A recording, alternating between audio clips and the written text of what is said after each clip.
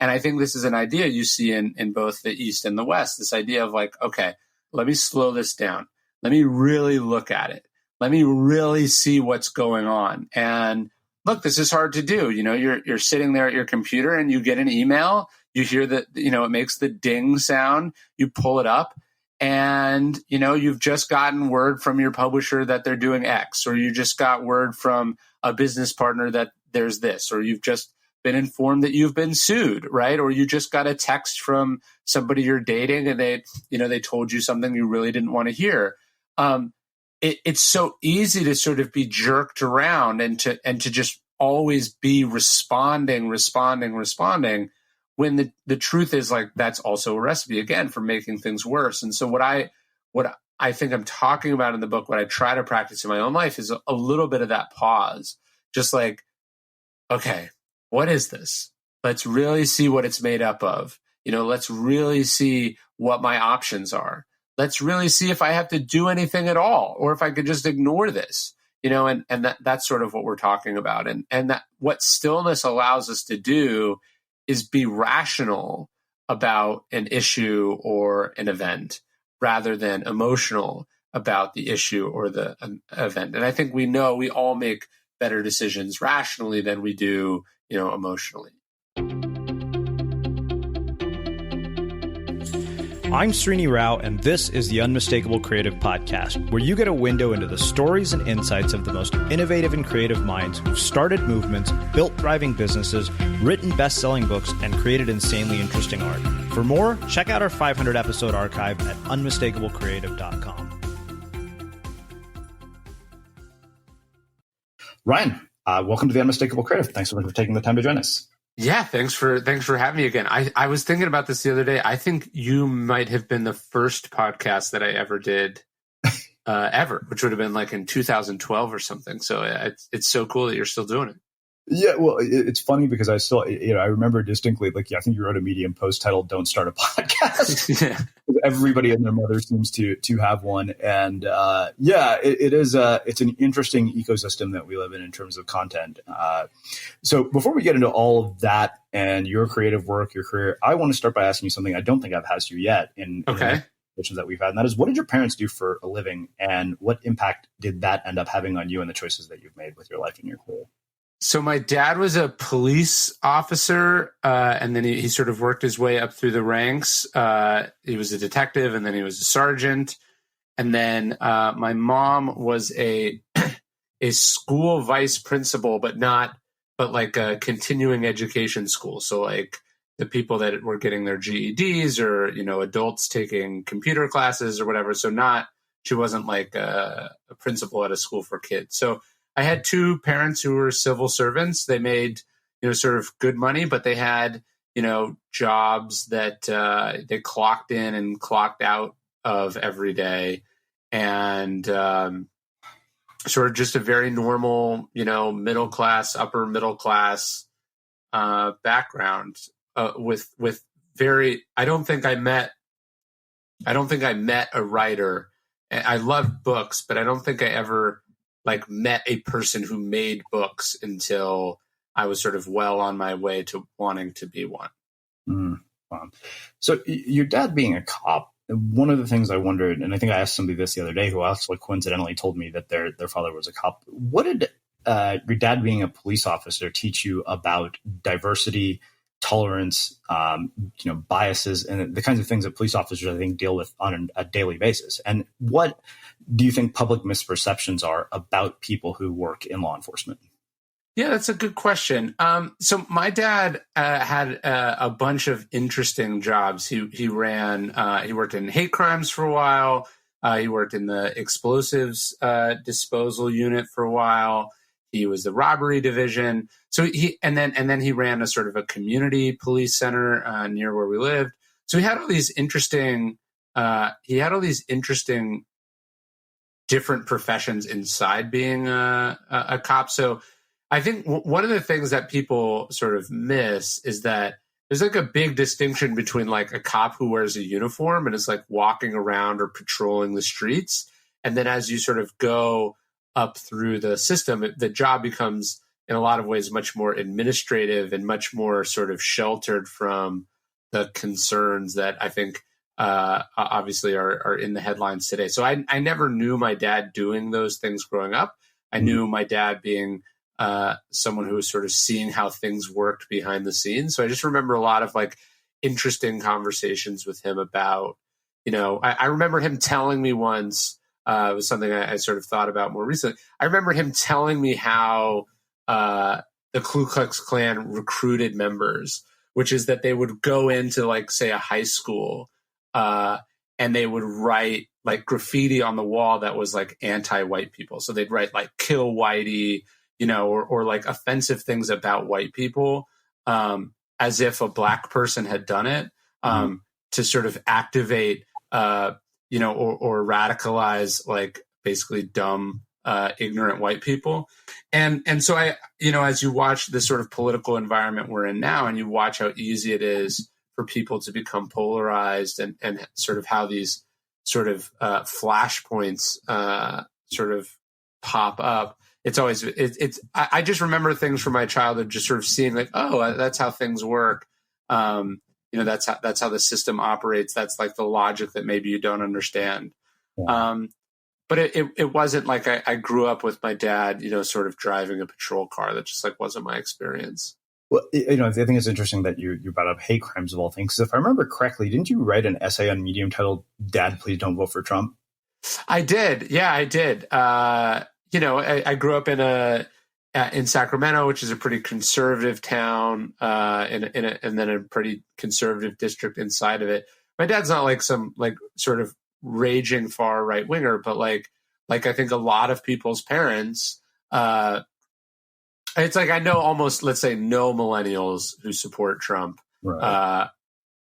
Or think that he's doing a good job. And then you talk to people and you talk to somebody's white parents, you suddenly get a very different perspective.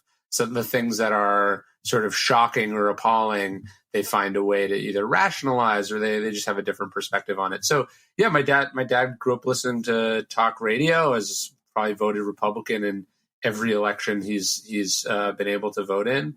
And so you see two people able to look at the same events from a very different perspective.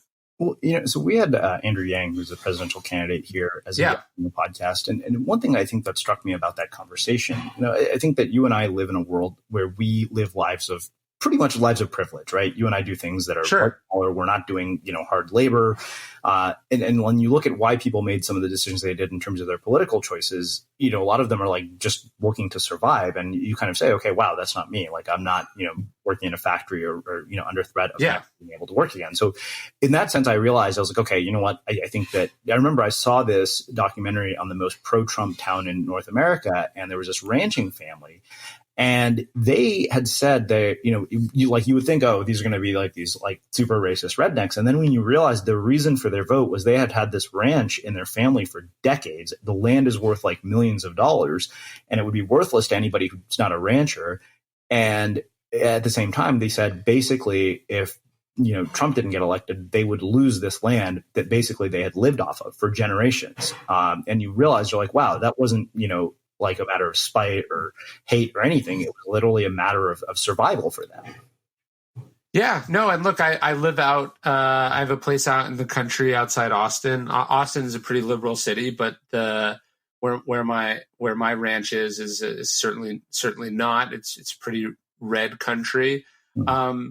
And yeah, you realize that it's just much more complicated than the sort of, that can fit in a 280 character tweet, which is what I was trying to do in that piece. I wasn't trying to shame my dad. I was just trying to actually sort of reflect back to him a lot of the lessons that I learned growing up. I think to me, that's the most disappointing part of the sort of the white educated, upper middle class Trump support is the ability to rationalize and justify sort of behaviors or language or ideas that I remember them and my teachers and the politicians that they supported, expressing as being particularly abhorrent. You know what I mean? Like, if I had been friends with a kid whose dad was on his third marriage and regularly cheated on his wife with porn stars, my parents would have been like, don't go over to that guy's house. Yeah. And then so for them to turn around and be like, oh, he's a good Christian. It's nonsense. Yeah. The other thing I've wondered, and I've not gotten to talk to you in quite some time, probably actually, believe it or not, since this election took place. And I'd always thought to myself, like Confessions of a Media Manipulator, like is so much more relevant now. Sadly, yes, was then. And like you look at in so many ways, like I recognize the things in your own playbook happening, directly from the guy who is in the White House. Cause like sometimes I wonder if half the crazy shit he's saying is literally just to get media coverage, because, I remember it's like, okay, when you saw those initial talking points, it was like, wow, these drowned out literally every other person, in the campaign. Like I literally didn't know who Ted Cruz was until like midway through 2016. And then I thought, I remember I made a joke about it on Facebook. I said, Roger Stone is basically Donald Trump's Ryan Holiday. And so like, I wonder now that looking at the kinds of ideas in that book in the wake of this election and the media landscape now, like, how do you think about all this stuff? Like, what is your view on it? Yeah, look, I wrote that book precisely because I was seeing at much lower levels and in much less significant circumstances a lot of the same sort of behaviors working. I saw how easy it was to sort of create fake outrage. I saw how easy it was to sort of hijack the news cycle. I saw how people who sort of had nothing to lose or had no shame could do a really good job of getting all sorts of attention. And I wrote that book largely as a means of sort of communicating like, hey, this is not good. And people need to understand how this works. And it was disappointing. It was disappointing to see the media reaction to that book, which was to largely sort of dismiss me or to say that I was some sort of singular bad actor or whatever. And to sort of not do anything about the problems that I was highlighting in that book. Mm-hmm. And so look, it's not that I feel guilty about it, because I feel like what my job was with that book was to sort of show in a very unflinching manner, like exactly what was going on in the way that like a computer hacker might sort of break into some security system and then show how that worked. The idea is somebody better fix that afterwards so it doesn't happen again. And I think we went through the media. I guess what I would say is the media is certainly not blameless. The media has repeatedly left a lot of sort of easily plugged holes in its system because those systems are really good for business. Mm-hmm. Like in the 2016 election, Trump got something like $2 billion worth of free publicity. And so people think like, oh, what they don't realize is that the media is not in the business of giving away publicity. The media then monetized the attention that they gave Trump mm-hmm. to be worth even many more billions of dollars of that. I think the CEO of CBS said something like Donald Trump may be bad for America, but he's very good for CBS. Yes, yep, yeah, I remember. Yeah, and so that's just the reality of the media system we're in. So it's a book that I wish had been disproven or made irrelevant, but 7+ years later. It's still being taught in schools, and it's probably more right today than it was when it came out, which is not a good thing. Well, and what's scarier is the tools are easier to use. Like we're seeing state-produced propaganda. Like people may not know this, but if you just do a search on YouTube for Real News Update, you will actually see propaganda coming straight out of the White House, news that is produced by the White House. It's never happened in history that I know of. Yeah, no, it's very alarming. And the reason I think we have trouble wrapping our heads around that is that, everyone the media is also bombarding us with all this other nonsense of stuff that doesn't matter. And so it's kind of like, it's like the boy who cried wolf type situation where you really can't, a normal person is not able to wrap their head around and process all this information that's being thrown at them. Like, I know how this works, and I still am bombarded by it, and I still fall for stuff. So it's a scary time. Yeah. Well, let's talk about one other thing here. You said your mom was a vice principal, and I wonder, your mother being a vice principal, like, what did she teach you about education? Particularly because she, was working with people who got their GEDs, and you also happen to have dropped out of college. So, like, I wonder what did she pass on to you about education, and what are your views, on our current education system? I know that your son is young, but I know that this has to have crossed your mind. Yeah. So my mom was a school principal, and I think that's where I got my love of reading. I think that's where I found, I like school. It just ended up not being the right thing for me to finish college. But I learned from my parents the skills, as particularly from my mom, from the skills that I now apply in what I think is sort of my ongoing education. But when you have your own kids, you're right, you do start thinking about these things in a very different way. And I think that what I go back and forth with is like, is there even such like the question is like, are public schools good? Is it worth paying for a private school? Should you move to be closer to a good public school or whatever? And one of the things my wife and I have spent a lot of time talking about is like, is there even such a thing as a good school anymore? And is it not something, unfortunately, that's just become, if you want your kid to actually learn skills that will be viable and helpful in the world that we are quickly moving towards, is this not something that the parents have to take, sort of primary control over? I'm not really talking about homeschooling. I just mean like, even if you went to a really good public school, which I went to a good public school, but things weren't so quite dominated by, where you went to college yet, how you did on standardized tests, whatever, do you end up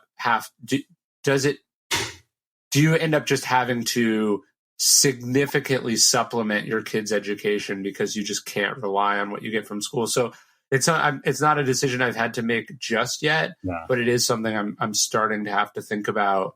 And I remember I probably in retrospect was a poor idea, but I remember I wrote my college admissions essay, I wrote an essay on the distinction between school and education. Mm-hmm. And so my mom was a school principal, but is that where I got my education? I would say probably not. Education is something you get and make for yourself, that comes from experiences, that comes from what you're exposed to, that comes from, so you're pursuing things you're actually interested in. Mm-hmm. And then school is like what you're learning in third period and then how you do on tests. And I'm just not sure if that matters anymore. Yeah, well, I mean, I think you made a really good point about taking ownership and accountability for your education. And I think that extends far beyond, being in school. I think that takes us into life, which really kind of makes a perfect segue to talk about, sort of developing the skills that allow you to stay relevant in the world today. Because I think you're in this just constant need to iterate and to adapt. And you have seemed to, really kind of, in so many ways, like you're the definition of prolific. Like we were joking earlier that, when I get a book from, our publisher in the mail that you've written, literally I finish it and a week later, there's a new galley at my doorstep. I'm like, where the hell did he write this? So let's talk about this, because I mean, you've done something I think that is a rare sort of accomplishment for a writer, which is you've maintained somehow a combination of both quantity and quality. People who can do quantity, like that's easy. I mean, I know that out of my 1,000 words every day, like if you assume that I write more, like 1 million words a year, maybe 40,000 of it is decent. If that, that's the part that I risk sharing. And so I wonder, what does this process look like? how do you come up with an idea for a book? And it seems like that, you took like a break from this sort of ancient wisdom with Perennial Seller and Conspiracy, but then kind of returned back to it with the most recent book, which we'll get into. But I want to process first, because I know that you and I have talked a little bit about the note card process, but I want to look at your book writing process in a bit more detail. So I think one of the things that I definitely took from both my parents is that whatever you do, it's a job, right? And the job requires you to show up and work on a daily basis. And I think that's something you wouldn't think would distinguish you from other writers, but it's true. Like, I talk to a lot of writers and they're sort of like, oh, I don't know what I'm going to do next. And it's like, you don't know what you want to do next. I'm already halfway done with what I'm doing next. Mm-hmm. And so I think there's a lot of fat in people's process. Yeah. When I talk to them, it's sort of like, oh, in 3 weeks, I'm going to take in 3 weeks, I'm going to take a month to just go write. And then I'm going to come back with a book. And I'm like, imagine anyone else doing the job that way. That's just not how, no, you work every day. And so that's it. I think I don't think there's some magical secret to my prolificness. Like, look, Stillness is the Key comes out in October. I finished it. I finished what is more or less the published edition. I mean, obviously, as you know, there's lots of sort of editing and refining and whatever, but it was accepted by the publisher, which is the big hurdle you have to get over. It's also when they give you, your second check, which is very important. Yes. But it was accepted in December of 2018, right? I sold it in, I think, January of 2017 or maybe December of 2017. So it took about a year to get to the rough draft. And then there was another, 6 months or so of editing and refining.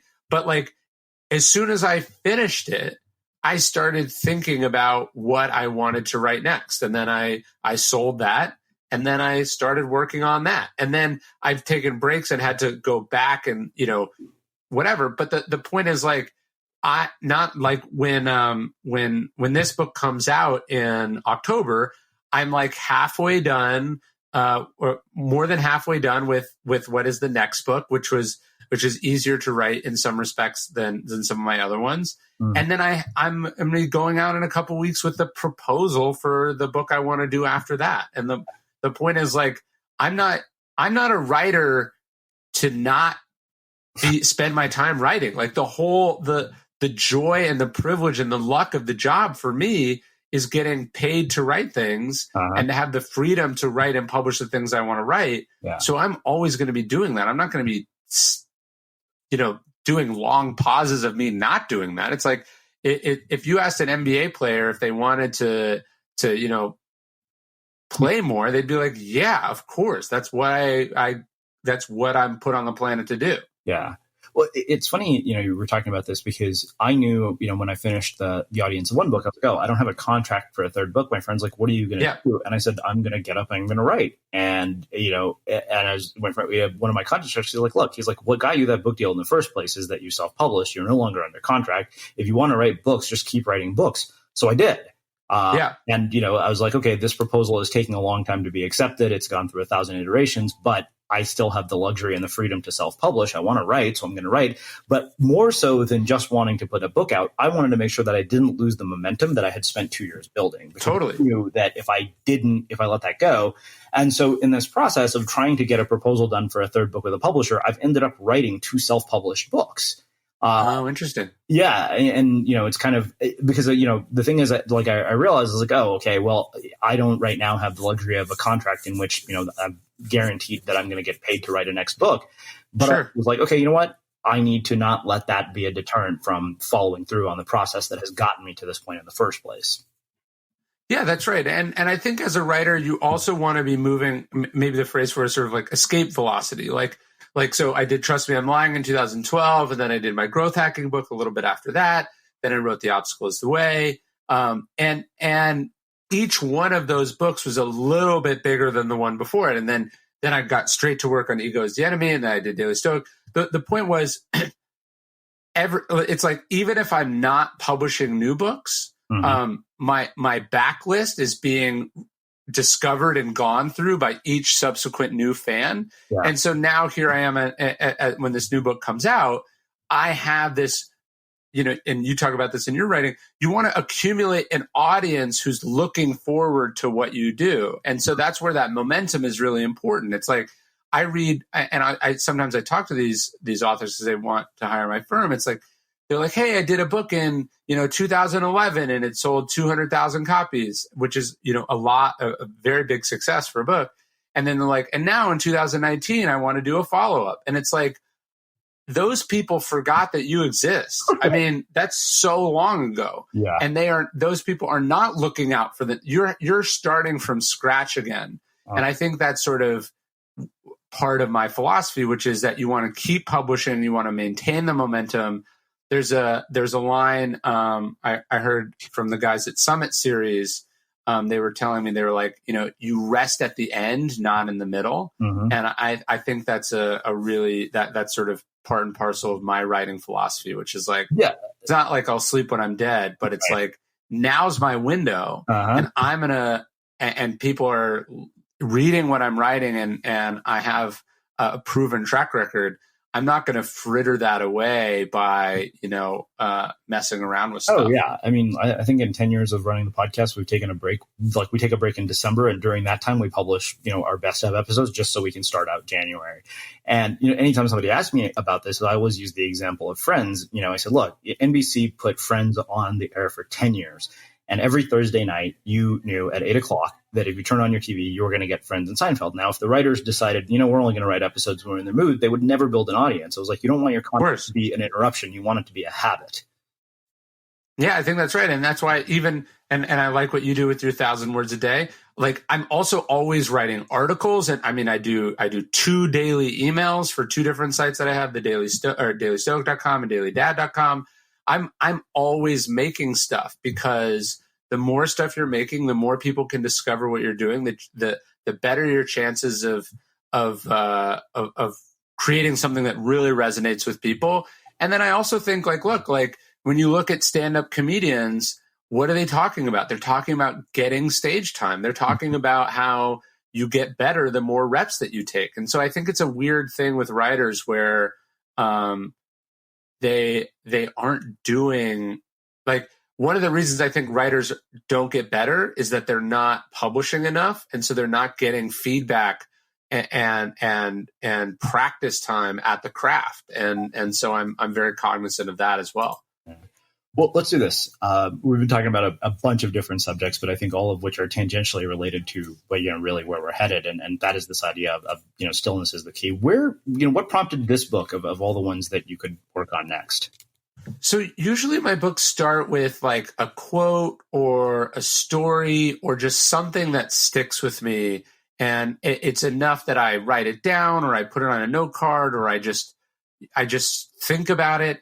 And then what I start to do is accumulate a pattern. I start to notice this pattern everywhere. And there's that's just what happened with this book. I found a quote, and the quote is Tao is in the emptiness. Emptiness is in the fast of the mind. And that quote just stuck with me. The idea of emptiness being a good thing, the idea of clearing the mind is obviously a sort of a Buddhist idea. And I was interested in that because I'd written all these books about Stoicism, and then as I was rereading the Stoics and just sort of going about what I write about, I kept finding this similarity between the Stoics and the Buddhists.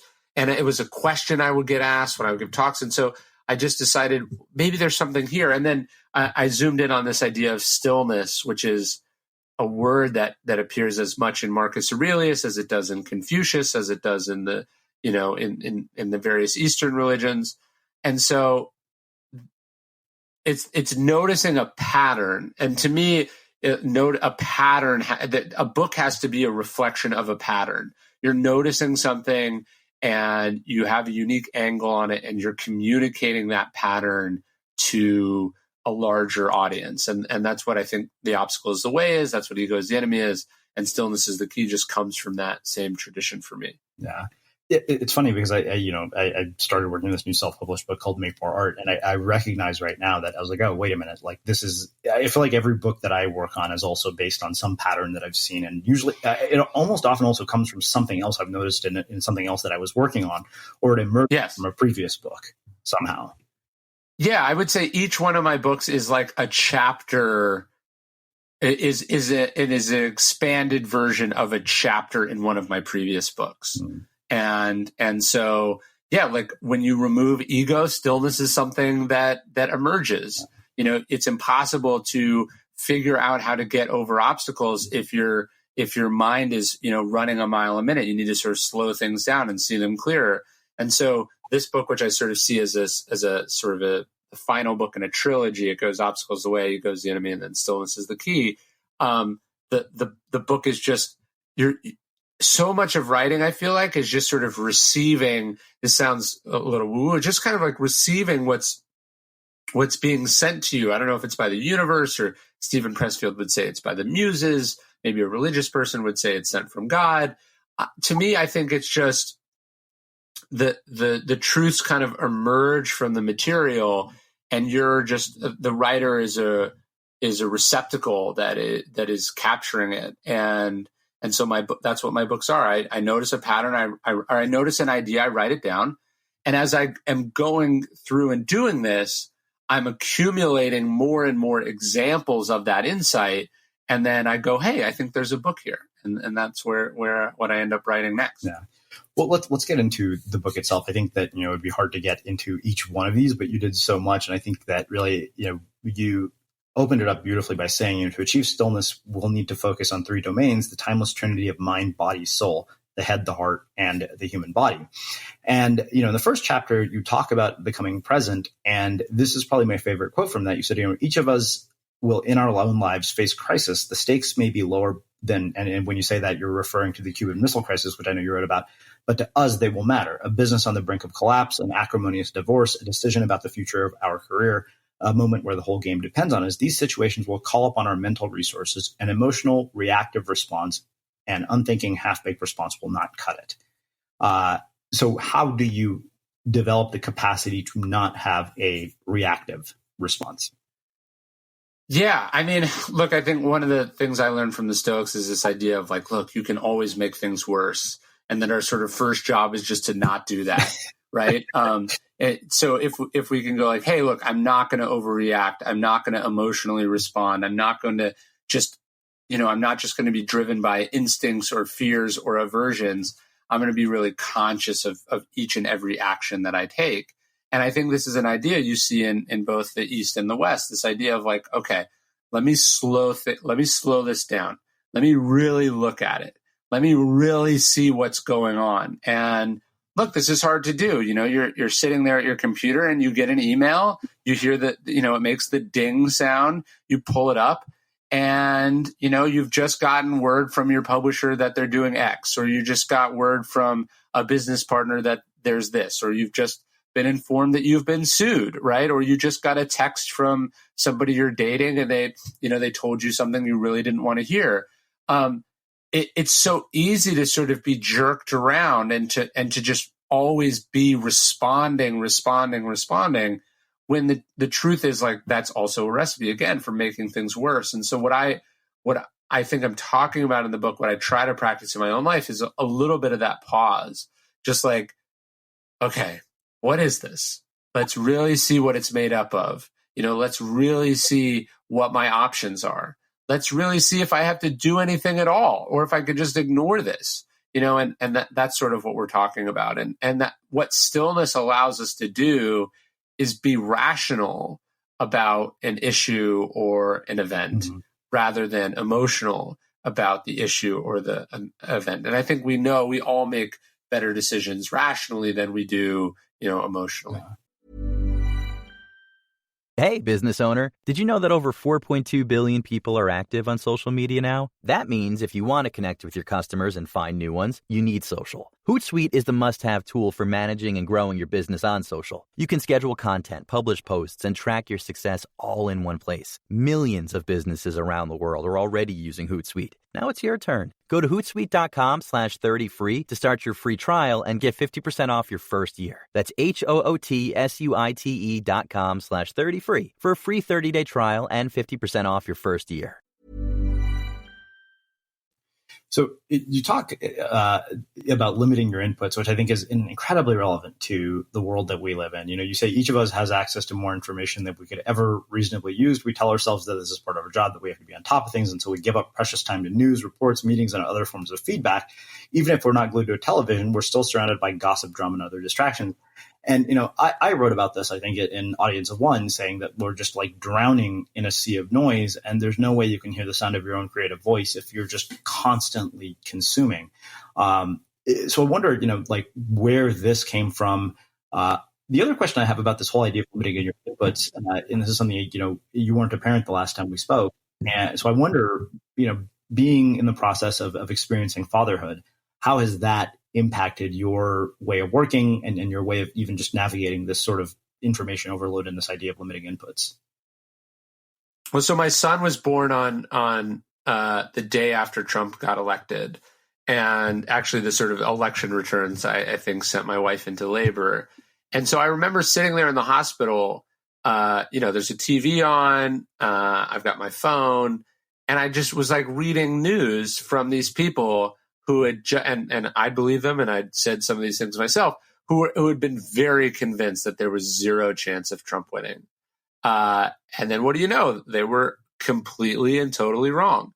And it just was a striking moment for me, because I was like, why am I listening to these people? These people just spent the last year basically gaslighting me, telling me the exact opposite of what was going on. Their job is to inform. And in fact, they not only informed me, but they gave me the exact wrong impression of the facts on the ground. Right. And I just realized, like, oh man, I have to consume a lot less of this crap. And so I basically have not watched cable news since. I have dramatically limited the amount of articles that I read. I try not to consume news in real time. I've not only increased the amount of books that I've read, but I spent a significant amount of time the last 12 months trying to reread books that I've already read. So not even reading new books, which obviously is a funny thing to say as I'm on this, promoting a new book. But the point is, like, I'm trying to focus my time, and if I am going to have an input, I want that input to be timeless. I want to be very confident that it's correct, that it's going to endure. And then I want it to be giving me wisdom and not information. Wisdom makes my life better. Information distracts me, right? Information is a commodity. Wisdom is a sort of priceless resource. And so I've just tried to dramatically decrease the amount of time that I focus consuming information, so I can focus more time and energy on my family, on myself, and also on creating things that I think matter and make the world a better place. And so, I think the average person just consumes far too much noise. It follows way too much news in real time, and would be happier and stiller and make better decisions, and ironically, be much more informed if they focused on the bigger picture. It's funny because I've never been a consumer of news until this year, mainly because I'm like, this is such a crazy shit show that it's actually entertaining. And I'm like, okay, this is bad, but you're making a really, strong case for why I should stop. I remember also very distinctly in one article you wrote on Medium, you said that you stopped using Facebook months ago, like you gave your assistant your password. Yeah, it was like 6 or 7 months ago. And the reason this struck me in particular, and I think I wrote about it actually, and I mentioned you in this thing. I wrote a piece titled "Nobody Gives a Shit What You're Going to Start," because I said, look, every day people on Facebook are talking about the things they're going to start. But I said, show me what you've shipped, show me what you've finished. And you're such a perfect example of that, because I very distinctly remember our last conversation. We were talking about this. You said it's insane for you to be talking about, you said you never talk about a book until it's finished. And I noticed that the only Instagram picture I ever saw through this process was when you was the finished manuscript. Yeah. And I thought, wow, he absolutely spot on is saying that's the absolute truth, what he was saying last time. So I wanted to ask you about this because, we've had Cal Newport here, who has been very like a vocal advocate for what he calls digital minimalism. And we'd actually talked about you in the last conversation I had with him and about the fact that, like you're exemplary of this. So I kind of just wanted to hear your thoughts on this. Sure.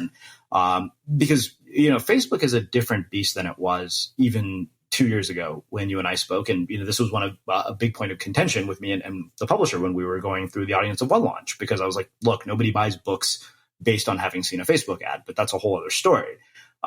Yeah. But that being said, and also, so much of the book that I wrote was about why we need to reduce our stuff. So Sure. Facebook I thought was insanity, but that's just one example, but I think it's much more relevant to some of the things that you talk about in terms of slowing down, in terms of cultivating silence. I'm curious about all this. No, look, for Daily Stoic, we do these challenges periodically. We do, we've done a 30-day challenge and a 10-day challenge and a 21-day challenge. They've been really awesome. And in January, I think the second or third day of the challenge, it was about a sort of a new year, new you idea. And one of the challenges was you had to quit a bad habit. And I don't have a ton of bad habits. I don't drink. I don't smoke. I eat well.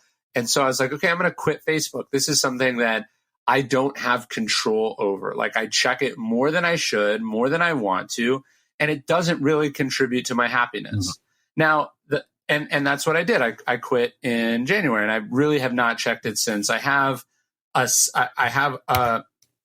sort of a burner account that I use because we have a Facebook group for Daily Stoic, but it doesn't have any friends. It's just basically using Facebook as a message board. There's no scrolling, no whatever. But the downside of quitting has been look, I used to like seeing your 1,000 words a day on Facebook and I would see it on a regular basis and it was there. And I would see other things, friends that I hadn't connected with in a while, or, someone I know would post something funny, or I'd see a good news story, or I'd, hear about something that would work its way into one of my books. It's not to say Facebook is not without value, because it certainly is. And I don't know if I'd be here where I am in my career without it. But what I found was that it was causing me more pain than pleasure. It was something I was powerless over. That was one. But I was noticing that most of the time, most of what I was seeing there was not contributing to my happiness. So it was, negative news stories, or it was people fighting about things, or it was people bragging about things, or it was people marketing in a way that I knew because I knew them, or I know how the industry works, in a dishonest way. So I would see people talk about things that I knew that I happen to know weren't true. And then even though I knew they weren't true, I was still finding myself being made insecure by them or comparing myself against them. So I'd see, oh, so-and-so, said this is their speaking fee. Why is that higher than mine? Are they better than me? And then it's objectively, I know that they're, they've inflated it by half, but it was still so hard not to get caught up in that. And so cutting it out, it not only, I think, has it made me a lot more productive. I mean, I'm not checking it 30 times a day and I'm not carrying it around in my pocket, but most importantly, I'm out of the sort of the cycle or the arms race that the algorithm is designed to elicit. If the Facebook algorithm was designed to make you feel content and good about yourself, you wouldn't post, right? You wouldn't spend time, endlessly scrolling on it. It's designed to make you uncomfortable, almost in the way that a nightclub is designed to make you socially uncomfortable. So you buy overpriced alcohol. That's the entire. If a nightclub was quiet and relaxing and you could hear people talk, people would spend a lot less money on liquor. And so just realizing that that's what Facebook was doing gave me the power to go look, I'm just opting out of this entirely. And it's been really great. It's funny because I would never think you, with, having had the sort of level of success that you have, would have those same demons that I have. I mean, that was one of those things that for me, it was the comparison thing. I would be like, oh, this person sold more books than I did. I was like, oh, this person hit the New York Times bestseller list. And I'm just like, oh, why? Right. Totally. And I would have never imagined you having reached the level of success you have or having the same problems. So that's refreshing to hear. Well, look, I it's not like sort of false humility. I think like, look, if you talk to a billionaire, most of what you're going to hear from them is things they are benchmarking against other billionaires. You know what I mean? Like there is no person on the planet that is not endlessly comparing themselves to other people alive or dead. It's sort of the curse of our species in some ways. It's responsible for why no one's ever able to really feel good about what they've done. And it's something I sort of was talking about in the book. Like, Theodore Roosevelt said, comparison is the thief of joy. He's totally right. The idea of having enough, knowing how to be content with what you have and what you've done is really important. And it's really hard when there are brilliant engineers designing products designed to exploit that feedback loop. And so I think that's one of the reasons that sort of opting out of these platforms is important. The other is just like, look, like Twitter doesn't do that to me. Twitter doesn't make me compare myself to other people. I just see people spend way too much time on it. And then you go, how are you not prolific? It's because you're working for Twitter for free, 6 hours a day. Yeah.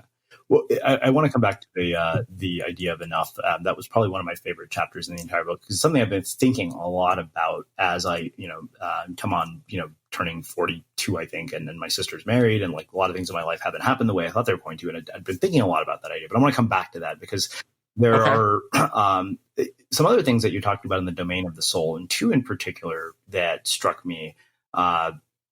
One was this idea of healing the inner child, and the other was being aware of desire, which I think is kind of related to this idea of enough.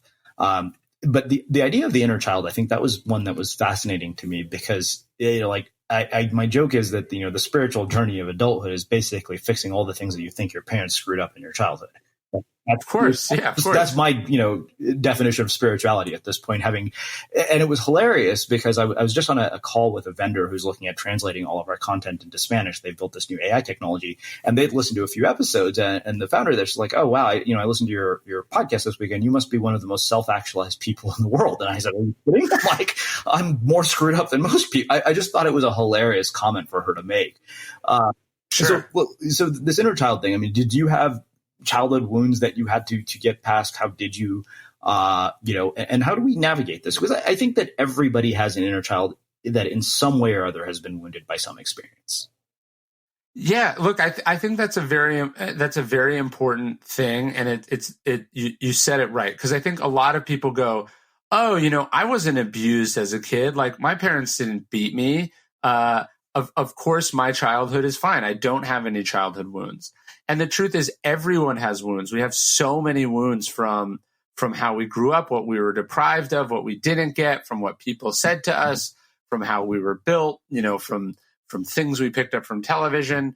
And so, yeah, I mean, look, I think everyone has some sort of age that they're a little bit stuck at. And you might be at different ages with different things. Your temper might be the temper of a 9-year-old, and your libido might be the libido of a 16-year-old, and your insecurities might be more of a high school freshman, or, whatever it is. Right. But I think it's really realizing that, my desires and my aversions are not necessarily seated up here in my rational adult brain, but they're actually located, somewhere in my soul, somewhere stuck in a younger version of myself. And I remember what sort of set me off on that journey was I was listening to a podcast interview with Judd Apatow. And I know he talked about it in his book also, was it Funny in the Head or something like that? But he was talking about he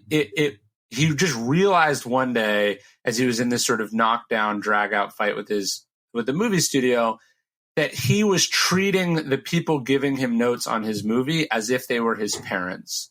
And so instead of them going like, Judd, the movie is too long, he was hearing like, Judd, you'll never be good enough. Or, like, Judd, why don't you clean up after yourself? Or like, he was reacting to these objective sort of creative notes as if they were his divorce arguing parents who he had a contentious relationship with.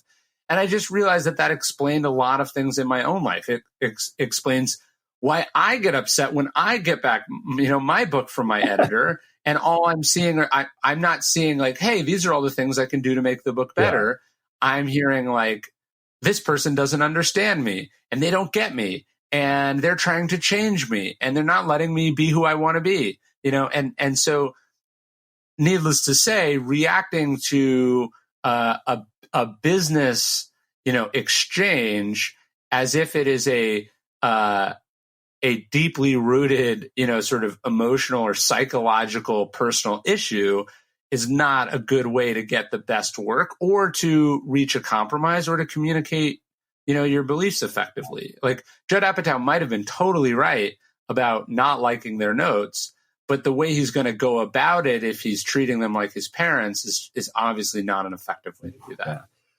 So there's one thing that I appreciated this chapter, and I wonder if part of it is because of age. I remember some comedian joked, he's like, old people become religious because they want to get into heaven. But yes. You talked about accepting a higher power, and part of I've always been incredibly skeptical about religion or higher powers, particularly because all Indian religious traditions are very time consuming. I wrote about this, and it was funny because I had. And another guy here is Michael Ventura, who wrote Applied Empathy. And he had said in a conversation with Jonathan Fields that Ganesh was the remover of obstacles. And I remember coming home to my mom and saying, hey, can I have a Ganesh? And she's like, what?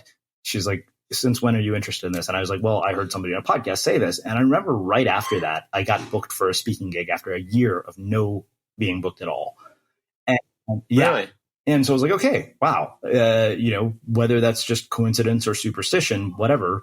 But it made me kind of realize, wow, there's something to be said for having faith in things that we can't explain or understand with logic or science. And I think that's a big part of it. I think what I'm also trying to say in that chapter is just like when I became an atheist, I don't know, like 18 or 19 years old. I was reading books in college, and it made a lot of sense to me. That wasn't a realization from a place of humility. It was a form of intellectual arrogance, right? It's like, I'm so smart. I read this book. I know more than all you people. And so that sort of atheism is in just the other side of the coin of being religious to me, because it's some sense that And I think what I've moved towards personally is more towards being agnostic in the sense that, like, I really don't know. What I do know is that there is a lot that I don't know. And I know that a lot of people I admire and respect have the capacity for faith or religious belief. And I know that 99% of what happens in the world is outside my control. So this idea of higher power is still something that I wrestle with, but it certainly moved me closer towards some semblance of intellectual and spiritual humility, and just kind of, I don't want to say resignation, but just a sense that, like, look, like, I'm not in the driver's seat here. And I think that's probably what you were taking from that thing. You're like, oh, it's not, speaking gigs aren't necessarily, I put in the work, I get the results, which is how we want the world to be and how it can feel sometimes. But the truth is, a lot of it is random. A lot of it is outside of our control. A lot of it is complete luck. And if we can see and sense that, we're gonna have an easier time of things. Yeah. I think and take things less personally, both good and bad. I think there's almost a sense of arrogance in the people who are unwilling to acknowledge the role that luck plays in their accomplishments. Like I'm very like, it was damn lucky that of all the essays that my editor at Penguin could have found when she was perusing Medium that day was mine, and that's the one we chose. Like, yes. There are 1,000 other posts on there, maybe more, not way more now, and like that was dumb luck that had nothing to do with my skill. No, that's totally right. And look, you're lucky to have been born now and not 100 years ago when you couldn't have published on Medium. And so there's so much goes into everything that goes right, that the more you study it and the more you think about it, the harder it is to give yourself credit for it. Well, speaking of accomplishment, I think, the idea on this chapter of Enough was probably the one that resonated with me the most, because I think it's something I've been thinking a lot about, particularly because I've just packed up an apartment and thrown a bunch of stuff into storage. And, I don't know why this conversation seems to be like echoed. We had somebody on the podcast talking about optimizing our lives for Enough. And I think the thing that you said here is, most people never learn their accomplishments will ultimately fail to fully provide the relief and happiness that we tell ourselves they will, or they come to understand this only after so much time and so many relationships and moments of inner peace were sacrificed on the altar of achievement. And you say that you will never feel okay by way of external accomplishments. Enough comes from inside. It comes from stepping off the train, from seeing what you already have, what you've always had. And I think that struck me in one way because you are, somebody who has accomplished a lot of what you've accomplished, most people don't do in a lifetime. And so I wonder, when you have those two dichotomies at work, how do you think about this for the person who looks at you and says, wow, Ryan has done so much more than I have?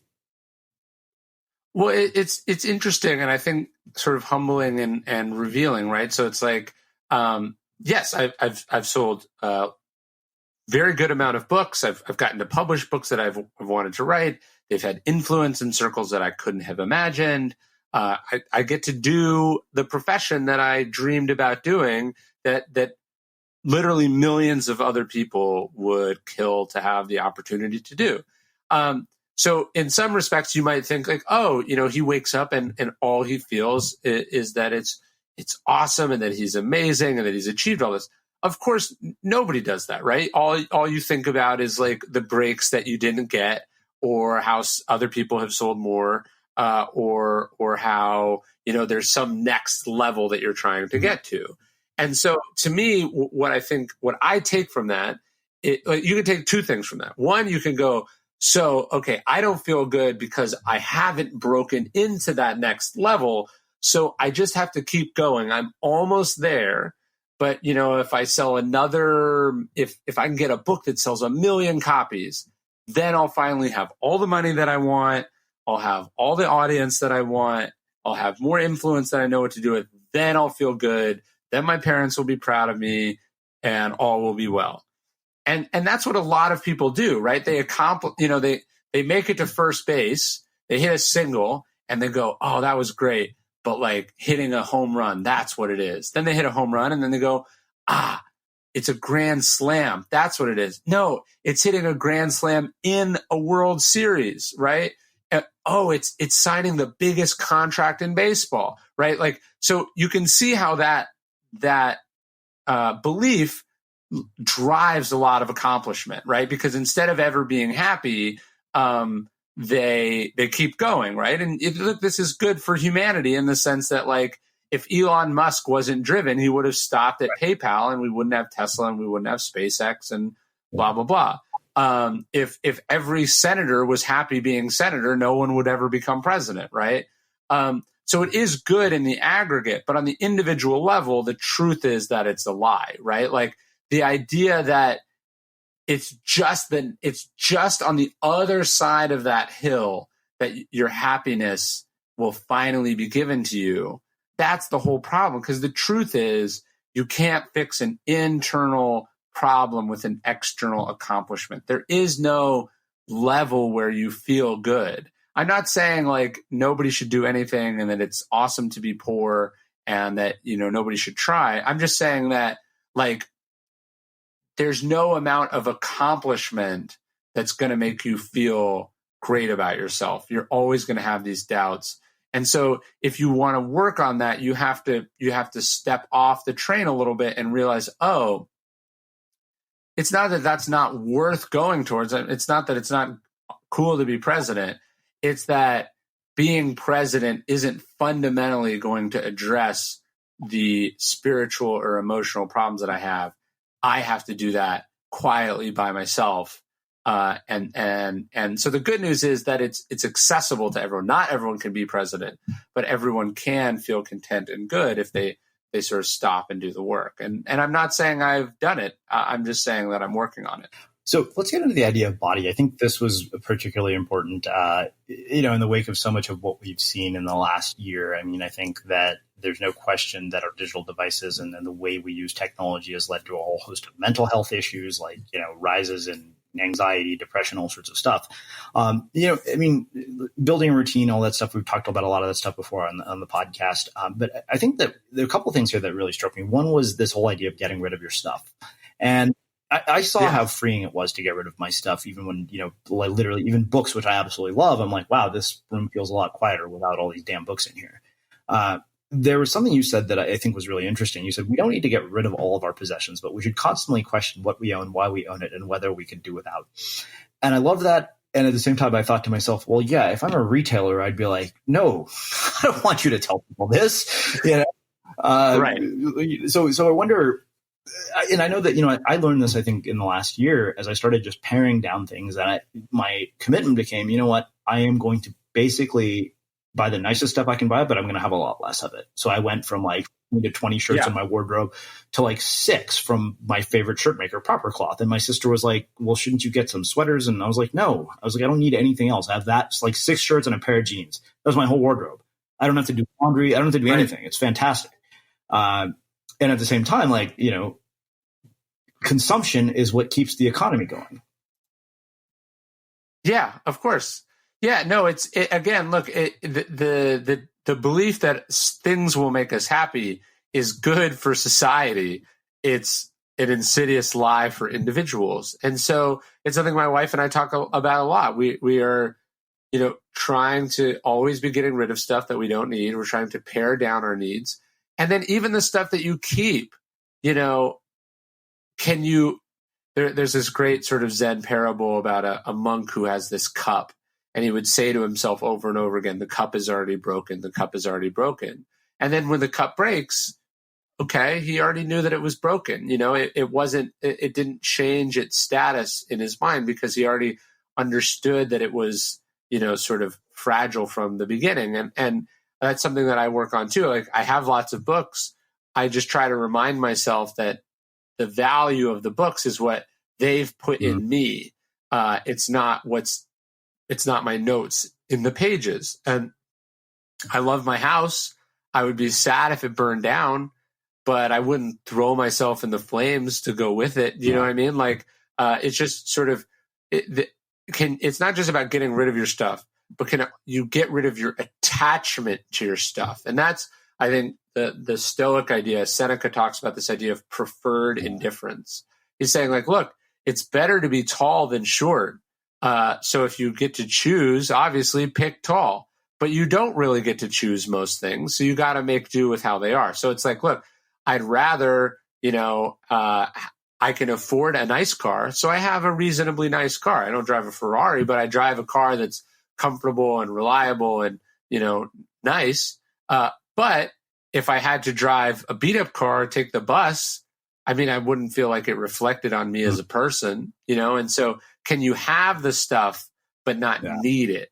To me, that's the deeper philosophical place you want to get to. Yeah. So I don't want to get into a conversation about health and wellness, because I think that actually doesn't even really do this justice, because I think you took a very philosophical approach to the body. But one thing that you talked about here, which I thought was fascinating, was you talked about finding a hobby. And I remember having this conversation with Jordan Harbinger, who I know is a mutual of both of ours, at the time of Audience of One. And we're talking about creativity for its own sake. And he said, people don't have hobbies anymore. They just have side hustles. And yes. Totally. And so, I'm lucky in that I have found this hobby that has like the intersection of all these things that I love. It's exercise. It provides travel opportunities, and it's an incredibly enlightening spiritual practice as well. And that's surfing. But I realized that there was a lot of truth to what Jordan said. Like, people actually don't, like, how many people, it's like people don't just paint for the sake of painting. It's like, oh, I'm painting this thing, so now I got to put it on Instagram. Right. No, the problem is we turn our hobbies into a job, right? And then that strips them of their purpose. Look, I think it's very important. Let's say this podcast had gone horribly, or it had gotten canceled, or whatever. I'm going to go work out afterwards. I'm going to work out afterwards if it goes great, And so it's like having something that you can throw yourself into, that you have a lot of control over, that isn't subject to random luck or fortune, is really, really important, and has contributed in a big way to my my sort of creative success. Certainly, is that like, look, I run every day, whether it goes well or not goes well.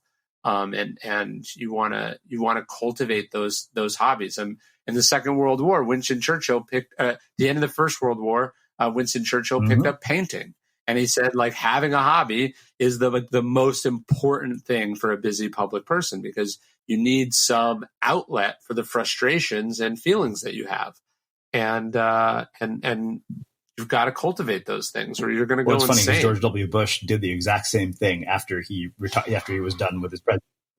Yeah, and he got that from Churchill. Someone said, "Hey, Churchill painted." Yeah, and maybe he would have made better decisions in office had he been painting while he was in office. Well, I think that then there's one last piece, I think, which I really appreciated. You talked about this idea of being aware of escapism, and you said the problem is that you can't flee despair, you can't escape with your body problems that exist in your mind and your soul, you can't run away from your choices, you can only fix them with better choices. And I remember that particularly because I remember there was a period of time where I was lonely where I was living, and every weekend I was like, the one thing I know I can do is I can get up to the mountain, and if I'm going 30 miles an hour down a mountain on a snowboard, about everything. Yeah, and sure. At moments I wondered, am I treating this as a hobby, or is it becoming a form of escapism? Like, I really started to look at that. So I wanted to that is a way of sort of setting this up and teeing it up for you in terms of, okay, explain this whole idea of escapism to us. Well, look, I think travel is a sort of great example of that. And it has been, all the way back to the ancient world. People are unhappy where they are because of their marriage or choices that they've made, or the life that they're living, or the job that they have. And instead of going, I have power over this, I'm going to change that, but it's going to be hard, it's going to be uncomfortable, it's going to require me to face some truths about myself, we say, I need to travel to China, or I need to backpack through Europe, or I need to go to Hawaii for 2 weeks. And this is just, this is just window dressing. This doesn't solve the problem, because ironically, when you travel, you bring yourself along with you. You also bring, I don't think it's a coincidence, what we call baggage, right? You have emotional baggage and you have luggage. And so, eventually you come back to the same discomfort, or you bring along the same bad habits with you. So I'm not saying that there's a problem with travel. I'm not saying you can't really get into your hobby. It's just like, look, instead of dealing with the fact that you don't like your job and that this isn't what you should be doing with your limited amount of time on this planet, you've decided to train for an ultra marathon, and I'm not saying it's bad to run an ultra marathon, but this is just distraction and addiction in a slightly more socially accepted context. And like, the oldest demographic of people who do triathlons is like 50 and older.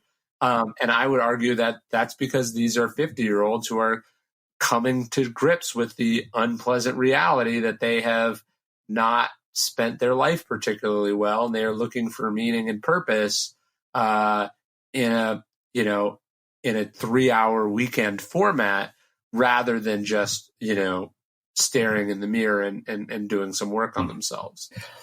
Amazing. Well, this has been thought-provoking, eye-opening, as always in every conversation I have with you. So I have one last question for you, which is and I know I've asked you this before. What do you think it is that makes somebody or something unmistakable? What makes someone unmistakable? I think it's when someone sort of authentically pursues like the thing that only they can do. And this is something I've been thinking a lot about recently and in my work, is like, there are lots of books that I could write, and then there are the books that only I could write. There's lots of things that I could do, that you could do, that other people could do, that could make money, or that could be successful, or that could even be well received. But like, what we need on this planet is for people to focus on, the law in economics, they call it the Law of Comparative Advantage, We need people to do the thing that only they can do. And this is what you talk about in your book. Like, go where you have a monopoly, where you have no competition, where you're the only one doing it. That by definition makes you unmistakable because you are uniquely yourself. And I think this is hard for people to do. It's hard for people who are talented at more than one thing, particularly because they actually have a choice. But I think, that we should be trying to do the work that we were put on this planet to do, not the work that if we don't do, someone else will gladly do. Amazing. Well, I can't thank you enough for taking the time to join us. Come back to the podcast again for, I think what is your fourth appearance, and share your story and your insights and your wisdom. Where can people find out more about you, your work, and the new book? Yeah. So thank you for all the support. I mean, like I said, I think you were the first one to ever give me a chance. So I appreciate all of it. And if people want to hear more from me, you can get my books anywhere books are sold. You can check out my website at ryanholiday.net. And then if you want a weekly or a daily morning meditation about Stoicism, you can go to dailystoic.com/email, which is my favorite thing to write. And about 200,000 people get it every morning. So you're in good company. Awesome. And for everybody listening, we'll wrap the show with that. Thank you for listening to this episode of the Unmistakable Creative Podcast. While you were listening, were there any moments you found fascinating, inspiring, instructive, maybe even heartwarming? Can you think of anyone, a friend or a family member who would appreciate this moment? If so, take a second and share today's episode with that one person, because good ideas and messages are meant to be shared.